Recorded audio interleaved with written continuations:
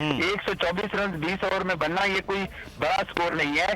कम से कम 200 तक ये स्कोर जाने चाहिए। और सब्सक्राइब करें और बेल दबाएं ताकि कोई खबर रह न जाए। पेशावर ज़ल्मे कोयटा ग्लैडिएटर्स, कुछ बड़े प्लेयर्स भी आज पेशावर ज़ल्मे को दस्तयाब नहीं है, तो आज क्या देख रहे हैं आप?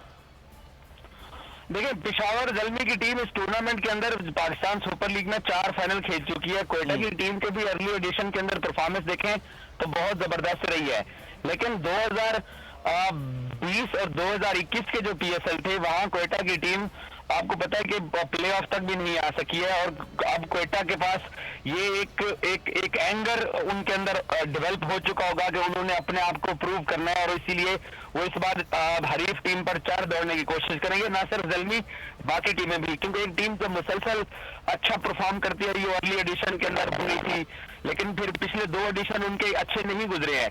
पेशावर को डिसएडवांटेजेस जरूर है उनके, जो कामरान अकमल का कोविड पॉजिटिव आ गया, लकली के हैदर अली वापस स्क्वाड को ज्वाइन करने में कामयाब हो गए हैं, लेकिन एक डिसएडवांटेज तो पेशावर को है कोविड के केसेस की वजह से।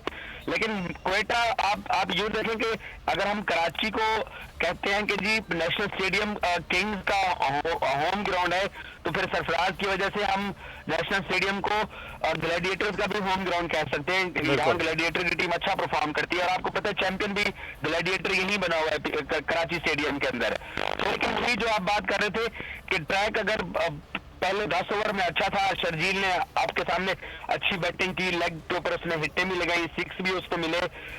आई विश के ट्रैक अच्छा मिले। और बेसिकली पाकिस्तान सुपर लीग के अंदर अब क्योंकि T20 वर्ल्ड कप एक पाकिस्तान खेल चुका है, अगला अक्टूबर में आ रहा है, अब वो सब लोगों ने प्रूव करना है अपने आप को कि हम जो है ना वो एलिजिबल हैं पाकिस्तान के स्क्वाड के अंदर, जो 2 से 3 चेंजिंग। सब्सक्राइब करें और बेल दबाएं ताकि कोई खबर रह न जाए।